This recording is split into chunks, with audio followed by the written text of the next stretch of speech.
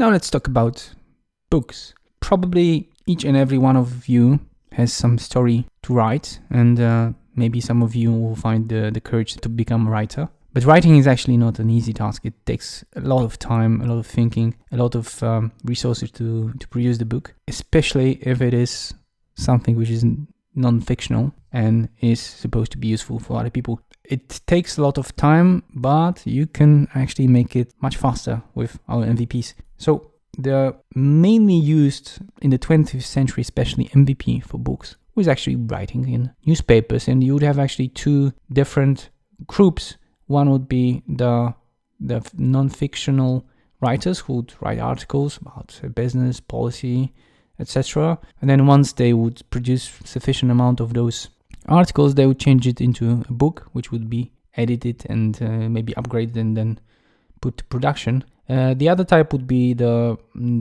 fictional writers who would just write stories to entertain people. And there's actually in Poland a very good example of Henryk Sienkiewicz, who actually was writing in newspapers. He got Nobel Prize in Literature.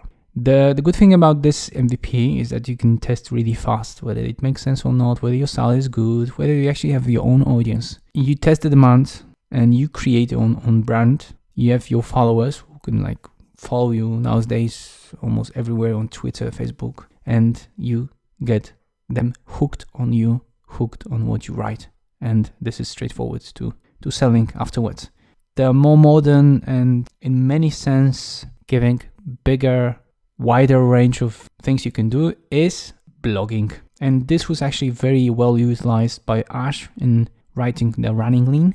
It enables you not only to write in pieces, in chapters, and then get the people to read it and then react it to give you feedback, but it also enables you afterwards to do a lot of sales on other things which are not strictly a book. So Ash is actually very successful in selling the workshops, selling the online courses, selling everything which is connected with the lean concept. And this is what getting the people, getting the details enables you to do. And for obvious reasons, you really have the early adopters who will give you really nice detail, which is actually not possible in getting the feedback. It's not possible in the case of writing in a newspaper because you don't have a direct contact with them. You have a direct contact, so you can actually do whatever you want. And again, comparison, so it's much faster to write in newspapers and on a blog. So utilize this MVP. You can sometimes, do as Ash, start with blogging and then go to a book.